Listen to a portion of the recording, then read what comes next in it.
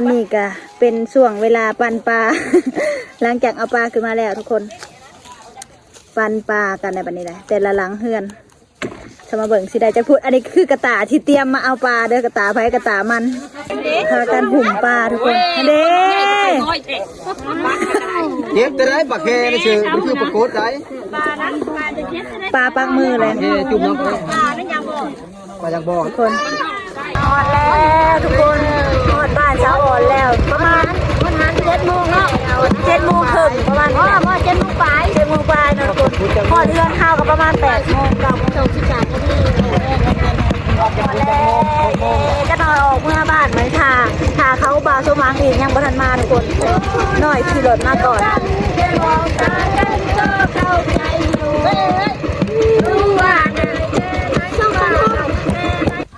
กำลังพากันกินข้าวทุกคนเดี๋ยวเด้อไปพาทุกคนไปเบิ่งแกงหน่อไม้กันเด้อแกงหน่อไม้นี่ทุกคนหน่อไม้ใหม่ๆหอมๆผักเหน่าอันนี้แม่ครัวเด้ออันนี้เด้อแม่ครัวใจดีอันนี้แม่ครัวตำมะหุ่งอันนี้ใช้ตำนะแม่ดูถูกบาสว่างมาแต่งมปลากินข้าวแล้วทางนั้นทุกคนเป็นอะไรทางนั้นอิ่มแล้วบ่ไอ้ซ้อนสาวโสดอิ่มแล้วบ่ก็แบ่งเป็นเยื่องอยู่แม่ไม่เนียงอยู่เรื่องนี้ป่าเรื่องนี้ทำไมจังจงอยู่เนาะเรื่องนี้กับป่าอีกมีหลายเพื่อนเถอะวะเพาะแบ่งช่วงทางยำมังหุงกับมีทุกคนนี่บ่าวสว่างได้ไรลุยน้ำมาได้ทุกคนแกเสือเปียกลุยน้ำแบ่งครึ่งนะเขาเสียไว้เขาเนี่ยมี2 จุ่มเลยทุกคนจุ่มอยู่บ่อนเอาน้ำกะจุ่มอยู่บ่อนเอาปลากับต่างหากอันนี้จุ่มอยู่เถียงถ่ายอยู่เถียงเอาแล้วเนาะไปแล้วทุกคนบรรยากาศตอนบ่ายๆทุกคนประมาณ12 หรือ 1 โมงนี่แหละหัวไปไม่ได้ว้าวได้กินนอนเมียหัวไปอันนี้หัวไปกินนอนเฮาเห็นแต่ตอนห้องเพลงเปิดงานมึงเป็นอะไรทางนี้แซ่บแกงหน่อไม้สดห่อนทุกคนไม้ทางป่าปิ้งปลาเบิ่งปิ้งปลาขาวต้มอะไรปลาข้าวใส่แกงหน่อไม้โคตรแซ่บเลยทุกคนชุดแซ่บไปป่าใครอยู่ตารางบอกตอนนี้เฮาก็ได้ปลาคอใหญ่แล้วทุกคนใช้สอนยิงมาป่าสุดยอดแขนก็ยังน้อยกูอ่ะคักมันเกลือโอบใช้ทุกคนปลาคอใหญ่แล้วก็ปลายังก็ก้อยปลาข้าวทุกคนแขนเบิ่งแขนซะแล้วกำลังไปใช้กำลังสปิ้งทุกคนทยอยมาแล้วปลาเฮากำลังทยอยมาหลายๆแล้วทุกคนอันนี้ผู้เฮ็ดอันไม่เสียปลาเด้อผู้นี้เด้อโอ้ยปลาเป้ามันตอดมือได้ปลาเป้าหะไหนใช่ว่าไปอย่างเดียวปลาเป้าโอ้โหจริงๆโอ้ทุกคนอันนี้คือโซนแม่ครัวเด้อทุกคนเด้อโซนหาปลาต่างหากหน่อยบ่ได้ไปตัวนั้นบ่าวสว่างไปปลาตัวที่2เด้อตัวนี้เด้อปลาตัวที่2สุดยอดเผาปลาเผากินพันเลยนี่นะก้อยมาสิถ่ายรูปให้นี่ยิ้มจับย่อนะไม่ปลาน่ะช้อนมันคือบ่าวฮบบุช้อนโอเคนี่ทุกคนปิ้งปลาคอได้ทุกคนปลาเสียบเลยวันนี้ทุกคนเผาปลามันจะเป็นปลาแล้วมันจะเป็นแม่ครัวได้นี่ทุกคนแม่ครัวกับก้างขันห่มได้ร้อนปลาคอใหญ่หรือว่าปลาซ่อนเดือนซาแม่ปลาค่ะทุกคนอันนี้ยังส่วนน้อยได้เอามานี่เนาะส่วนน้อย1% นะทุกคน กินข้าวทองไปแล้วก็ประมาณ 1%เนาะยัง99%ถ้าเบิ่งเด้อถ้าเบิ่งส่วน 1% ตัวนี้ยานเบิ่งทุกคนยังหาบน้ำอยู่ในสมัยนี้เด้อถ้าเบิ่งเด้อน้อยสิหาบสิจับท้าจับให้เฮาอย่าพาสิหาบลองเบิ่งมันสิขึ้นบ่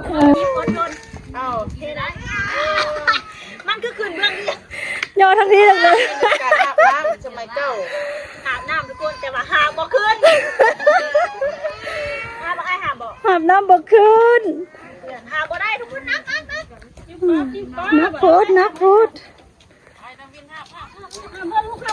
นี่คนหาบอยู่ทีทุกคนหาบขึ้นมากินนี่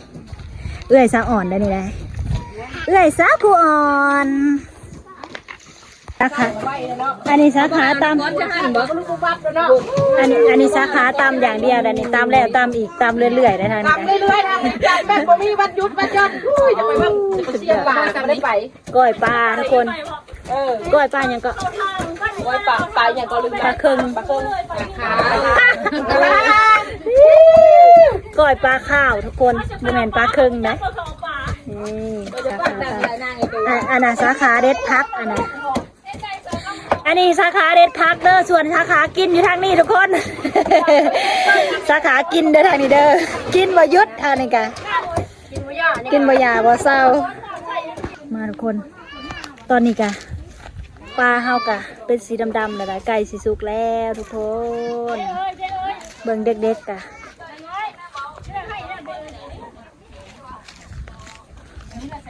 อันนี้กะผู้ปิ้งปลาอีกได้อันนี้ก็ได้ทุกคนปลายังเกาะหน่อยๆปลาเสื่อมปลากระเพยกระเพลหน่อยบริหูจากปลาอย่างเลยนะทุกคนบรรยากาศตอนนี้คือห้อนแห้งเลยแต่ว่าได้นั่งเผาเตาไฟ เบิ่งจากอากาศแสงแดดผู้ทุกคนผู้ผาป่าดงนานๆจึงได้มาเธอหนึ่งเด้ออันนี้เด้อกำลังปิ้งปลกินข้าวป่าแซ่บๆมีแกงหน่อไม้อันนี้เถียงอันนี้ทุกคนเถียงได้บ่แม่นเฮือนเด้ออันนี้เถียงเอื้อยสาวครูอ่อนไปถ่ายรูปอยู่ซ้ายน้องนวินกันทุกคนอยากถ่ายรูปเอาแม่ติ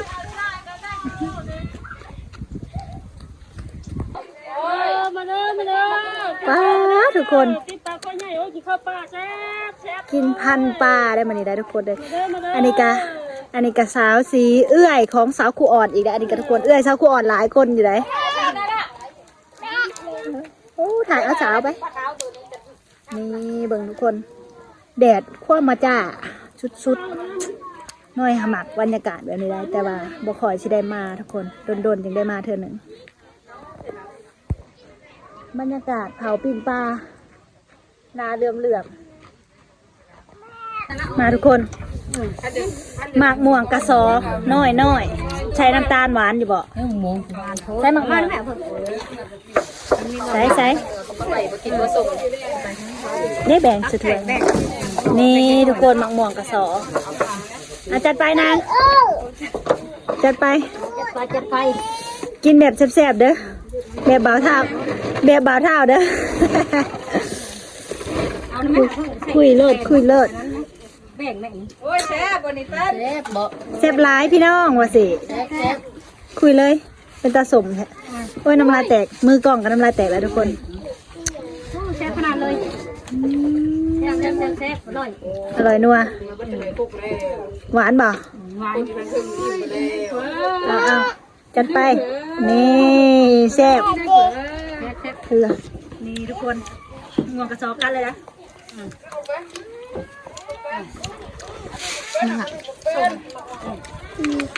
เด้อ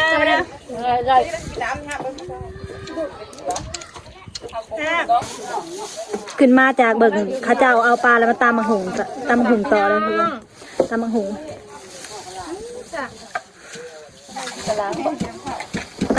ต่อบ่เบิ่งทุกคนเผาปิ้งปลาได้ไหมซุปไปแล้ว2ปิ้ง ปีปลา ปลายังก็ ปลาสะแงงอันนี้ค่ะ เบาไปแม่นสะบ่ปลาสะแงงบ่ปลาเสื่อม ปลาเสื่อม ปนกันเนาะ เสื่อม นี่ ปลาขาว เบิ่งไผ่ลูกว้ามาห่อนทุกคนสุดยอด มีครัวกับชูส้นทำ แม่ครัวกะเบิ่งสู่ชนทั้งหมวกทั้งขนม สุดยอดทุกคนปลาใบเห็ดแหนปลาตัวใหญ่เท่าไหร่เบิ่งทั้งแดดทั้งเผาปิ้งปลา มี2 โตวแล้วทุกคน3 โตวปลาสุดยอดยับจะมาอยากแพ้สุ สุดยอดสุดยอดพันปลาเด้อมันนี่เด้อทุกคนเด้อต้นมีพันขับปุ่นพันปลาพันปลาขอเลยทุกคน เพราะว่าถ้วยมันน้อยก็เลยหักเครื่อง หักขึงไปทางนั้นขึงหนึ่ง ขอแล้วค่ะมันบอก นี่เจียวมันมีโอเคไปจัดไปจัดไปกินมันอ่อนข้ามหนึ่งเดี๋ยวพันปลาอยู่ไทยเขาจะเอิ้นที่เชื่อนเมี่ยงบ่ เมียงปลา เมี่ยงปลาอันนี้เมี่ยงปลาขอได้บ่แม่นเมี่ยงปลานิ่นเลยทุกคน ปลาส้น ปลาซ่อน เรียกพี่น้อง กินข้าวเอาไปเลยจัดไปคำใหญ่ๆเลยว้าสุดยอดมาเลยทุกคนปลาเดี๋ยวมาเบิ่งเด้อถอออกมันสิหลายสันใดนี่ปลาคอใหญ่ปลาข้อใหญ่เอาถอกเลยยังออกลูกให้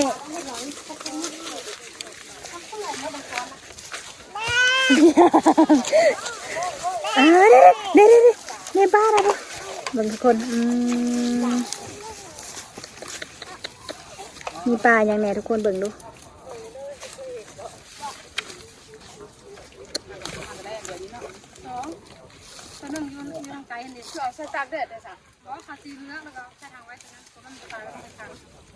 มันคือหูน้อยแท้จ้ะ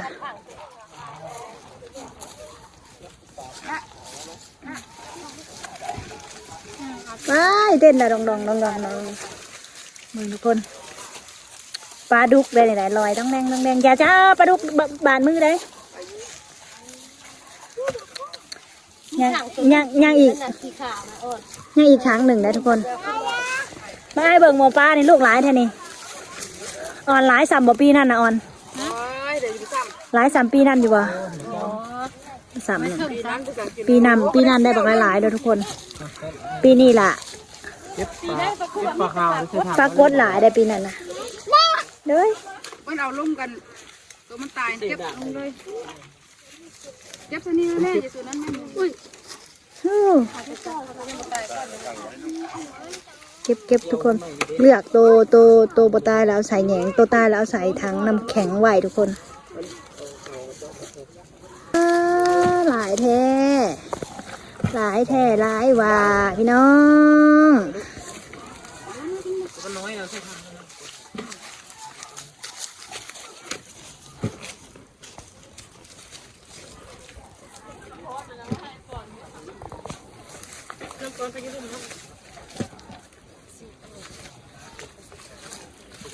ผู้ถือไม้ปีกมากก็มีทุกคนผู้ถือไม้ปีกมากก็มีเบิ่งอย่างน้อยมาดูเก็บปลาที่เข้าไป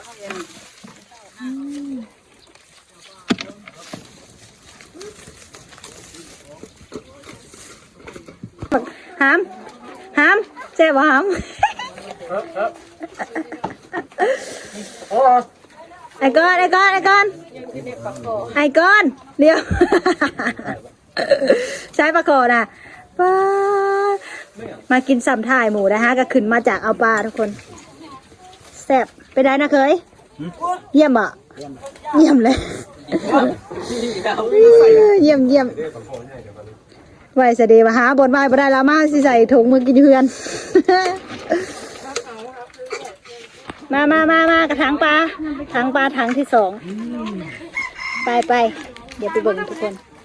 ไปตายไปเบิ่งปลาอันนี้ถังที่2ตายเลยสะบอกธรรมดานะคะบอกสนิทเลย เนี่ยสิได้ดูดิดอกเอาไปถอกก่อนดูของเป็น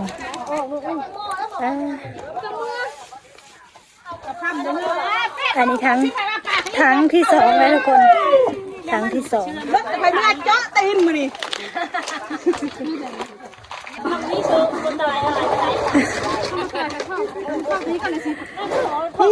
ผู้สาวเนี่ยเนาะป้าผู้สาวได้ปลาคอใหญ่แท้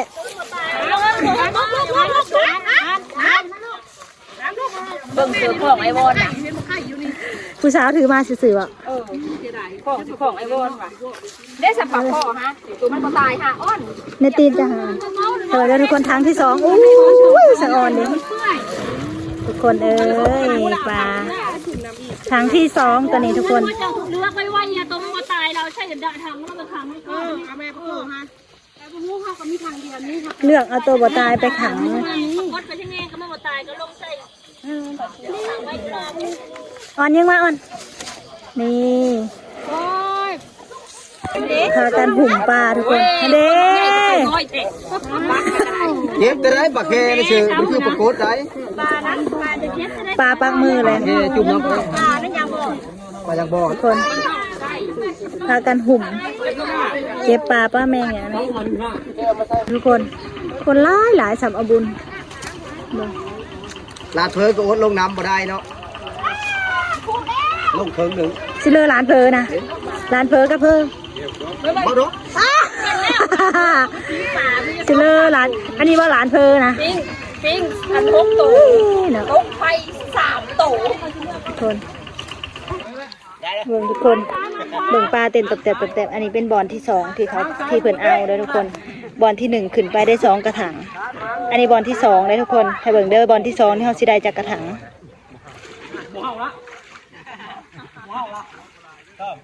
เข้ามาเลยเข้ามาแล้ว ถ้าเบิ่งเด้อทุกคนแต่กาวให้มันสิกว้างๆนะทุกคนบ่แล้วล่ะเพิ่นเฮ็ดอันเอาเขามาให้มันเป็นบ่อนน้อยๆแบบนี้ล่ะกะถ้าเบิ่งเด้อมันสิมีปลาเบิ่งเต้นตับอยู่ทุกคนเห็นบ่อนวิน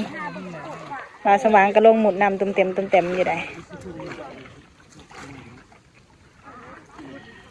คักแท้ปลาเต้นตับอยู่ทุกคน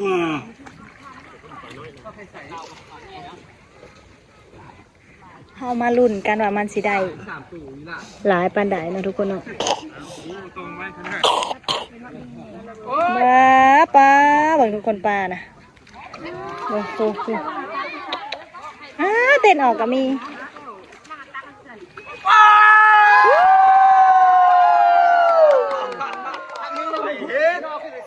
ขักทุกคนบาสว่างเห็นเลย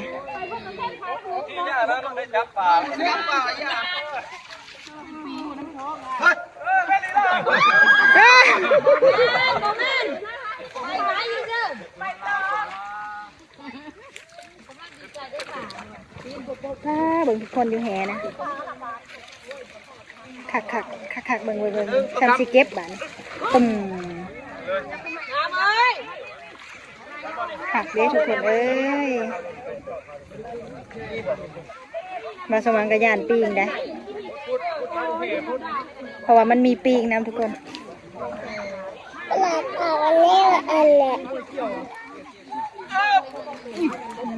แบบนี้เอาขึ้นมาแล้วก็เก็บผู้ถ่ายเก็บได้นี่ทุกคนน้อยหาลงบ่ได้เนาะน้อยยานพลาดพวานอุ้มน้องนาวินเนี่ยเดี๋ยวนี้ก็เลยได้ถ่ายอยู่เทิงทุกคนพาการหุ่มเอาปลาออกจากแหงนี่ลงมาหลุมแล้วบ้านี้ทุกคนจุดถ้าเบิ่งได้นาวินจะมีปลานะโอ้ยเล่นบีสั่งไอ้พายตัวนี้น่ะเป็นเมียมาอยากเอาหนาแท้เนาะอยากเอาหนาเขากล้องแท้เนาะเหมือนนะทุกคน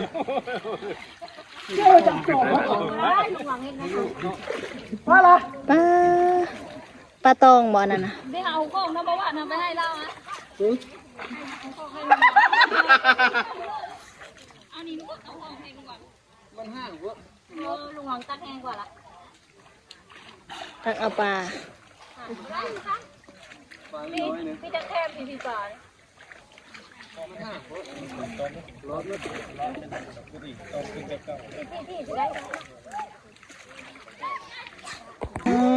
ทุกคนเบิ่งปลาโดดแตบขักแทง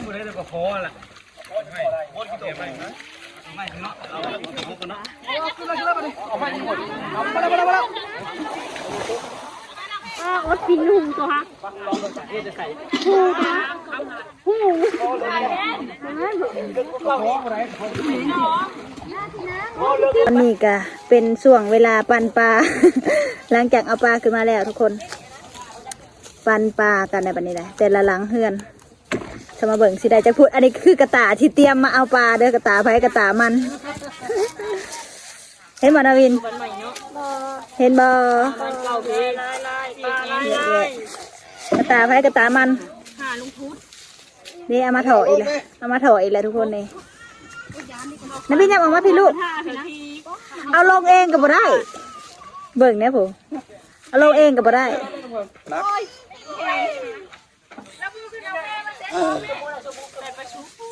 ใช้กระตาเจ้าได้บางสมางกระตาเจ้าได้เอามาใส่ปลา ว่าอีพองระยะ อิ่มท้องระยะได้เพิ่นว่าได้กำลังเตรียมเครื่องสิเมื่อแล้วนะทุกคนดิโหลดไผ่โหลดมันโหลดไผ่โอ้ย4-5คันเลยทุกคนไปแบบนี้หน่อยขี่คันหนาต่างหากดอกสู้นิ้วจูขี่ตีไปทุกคนบัดนี้เมื่อจากมุงหอนเทือนอ่อน10 โมงกลางคืนบุเลยทุกคนเลยฮะเดี๋ยวนี้ก็ประมาณ6 โมงเบิ่งตะเวนใกล้สิตกดินแหละไปไปเด้อไปเลยนะทุกคนเบิ่ง4 คัน 5 คันนะทุกคนไปเลยม่วนเลยทางหลังเบิ่งม่วนเลยทางหลังคนเมื่อบ่ายนี้หอดเวลาแล้วประมาณ6 โมงก่อนนี่6 โมงประมาณ8 โมง 8 โมงก็หอดเรือนนะ 9 โมงอยู่แล้ว หอดพูดแล้วประมาณ11 โมงนี่ทุกคนนี่งัวหลายไปได้ทุกคนสาวไปทุกคนเมื่อพ่อกันอยู่กันจักโมงประมาณหอดบ้านชาวอ่อนประมาณ8-9 โมงแล้วก็หอดเรือนเฮาก็ประมาณ10 หรือว่า11 โมงนี่แหละทุกคนเนาะคนก็เดือนนี้ก็เวลาประมาณ6 โมงหอด7 โมงแล้วทุกคนยังบ่ทันหอดเดือนรถบ่มีตาเลยทุกคนไต่โคมเอาสุดยอดเบิ่งสลาวปึ๊ดอ่อนแล้วทุกคนหอดบ้านสาวอ่อนแล้วประมาณ7 โมงเนาะ7 โมงครึ่งประมาณ7 โมงปลาย7 โมงปลายนะทุกคนหอดเรือนข้าวก็ประมาณ8 โมง9 โมง13 นาทีก็นอนออกเมื่อบ้านเหมือนถ้าเขาบ่าวสมังอีกยังบ่ทันมาทุกคนน้อยขี่รถมาก่อน